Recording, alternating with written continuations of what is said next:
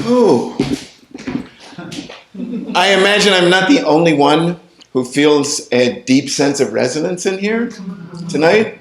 And it's taken me almost my entire life to feel comfortable with that feeling. The first words in all of the movies, musical, book are, "Dear God." I have never written that down as a kid. I never said it as an adult. I never addressed a letter to him or her or they. Doubt my friends never spoke about it. My parents, I don't think they ever did. They certainly didn't tell me. I can't say for sure because they never discussed their spirituality with me directly. I mean, they didn't held it back. It's just that, we didn't have time because I grew up in New York in the 70s.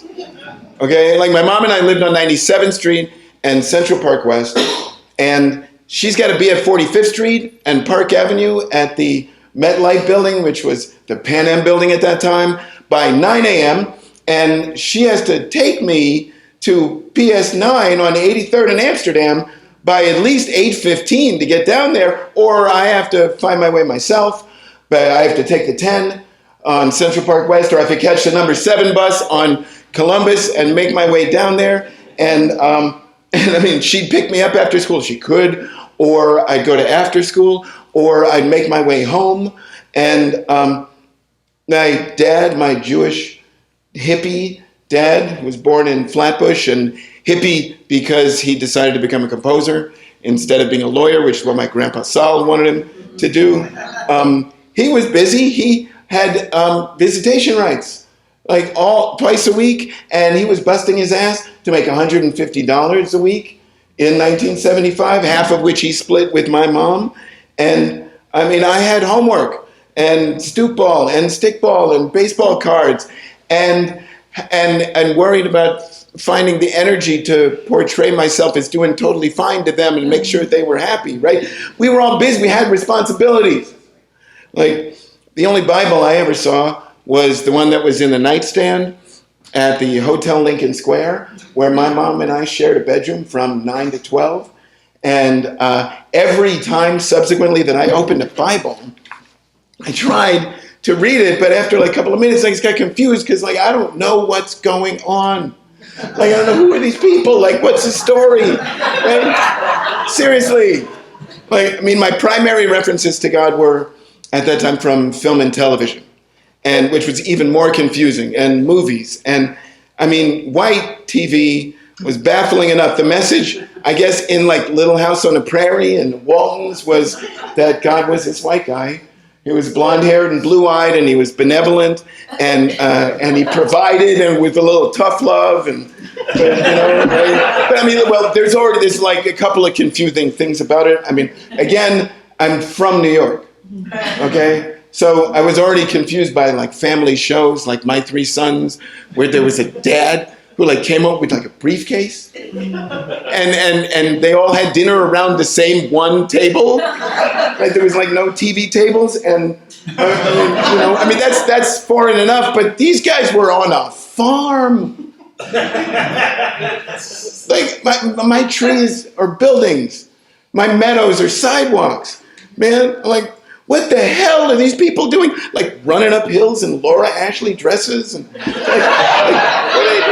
they're doing crazy stuff like churning butter and milking cows, and that's olden times, before we had supermarkets, and I mean, these were primitive people, and they were from the South. And if you're not from New York, just to us, because we think we're the best, everything outside of Manhattan is the South. Right?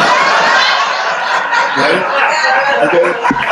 And black folks in these shows, or their own shows, even more confusing for different reasons, because God, for these black folks, was more for slaves and butlers and hustlers and even loud junkyard owners and even triumphant warriors like Sidney Poitier, right? God was this guy who said, just hang on, just speak eloquently in the nicest suit you can find and endure the pain and righteousness, because that would set us free ultimately. And there was even deeper sense of emotion. And it just felt so heavy, and I rejected all of that, all the literature and movies and music that came from God or the Bible, because like I had enough stuff in my backpack as an 8-year-old. And but I had not learned to understand the gift of pain and struggle. Right, so when I saw The Color Purple originally in '86, I felt reverence and appreciation, but it was too harsh. I didn't want to watch us hurting ourselves. And now rewatching it, like decades later, it's way too soft. I thought, okay, I'll watch the musical version, and the music has anybody seen it? Yeah. Like, it's beautiful, it's rousing and triumphant, and I still can't get in there.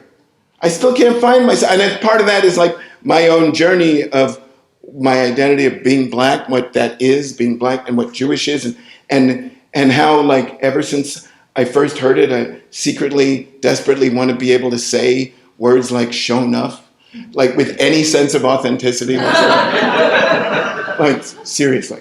And I know it's ridiculous and everything's a spectrum, but I needed something else. So I went to the book. Okay? I went to the book and I went to the words and I opened the book and I started turning the pages and I make myself wood. Okay, here we go. I feel that. Across my face, I feel that.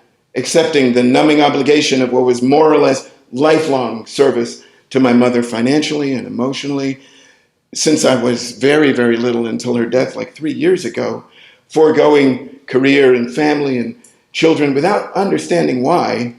But wait a minute. No, Jesus. No, this is not about you, Jonathan. No, this is a story about women, about their servitude, their sacrifice, your sisterhood. This is about Mom, about Lena, who grew up black in a tiny city in Altoona, Pennsylvania. Anybody ever know it? Super tiny, in the 30s, right? With a white mom, and there were 8 brothers and sisters, and some of them had different fathers. And so her and her younger brother Leroy were taken away by Child Protection Services and put in foster families because they were black. And one of those families was on a farm. And my little 8-year-old mom goes to her little 5-year-old brother immediately and says, "I am not living on a farm." Boom, she runs. She just leaves. She runs away and finds house with her friends, and they take her in, and she lives there for as long as I know, until she's like 16 and a half, in which case she then enlists in the Air Force to get out of Altoona, Pennsylvania, and during the Korean War goes to Germany and is an assistant translator until she is summarily discharged for the ignominy of having an affair with an officer. Right? More pages. Oh, man corrupt everything, says Suge. He on your box of grits, in your head, and all over the radio. He tried to make you think he everywhere. Soon as you think he everywhere, you think he God. But he ain't. This is about Mom escaping to New York City to become a model and then an original member of the Classical Theater of Harlem with like James Earl Jones and Roscoe Lee Brown and Louis Gossett Jr., who slept on our couch, and more pages. You got to fight. Yeah, it's about her becoming an assistant editor at Ms. Magazine and on Sherry Heights, the Height Report, and part of a gigantic feminist movement that changed the world and laid a foundation for freedoms that we're struggling with right now, and ultimately foregoing all of it to become a word processor for 25 years and sacrifice the use of her hands up to arthritis, where they just ended up these gnarled little things just to make sure that her son had a roof over his head and he went to college. Right? After a while, more pages. After a while, she say, Celie, and I say, Nettie. In '98, I had moved out here already, and I gave her my apartment in New York.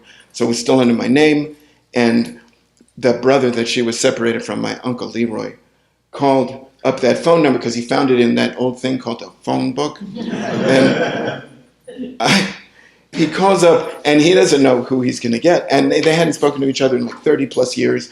And she picks up the phone, and before he even has a chance to introduce himself, he says, "Does Jonathan Meyers live here?" "Yes." "Are you his wife?" "I'm your sister." She's new. She's new. And when they reunited, they were Celie and Nettie. Right? So this is about her. And I can be grateful and humbled to learn and understand the struggle of her and all her friends who became my aunts, and I appreciate them. And I'm still reading and reading. Wait. There's something more. There's something beyond the liberation and independence and emergence and empowerment of women. Wait, there's more? I think it pisses off God if you walk by the color purple in a field somewhere and you don't notice it. People think pleasing God is all God cares about, but any fool living in the world can see it always trying to please us back. Whoa. You mean this whole thing is about gratitude? The thing I believe, God is inside you and inside everybody else. You come into the world with God, but only them that search for it inside find it. Come on. You are kidding me. This is about the appreciation of us. That I'm God, that God is within me.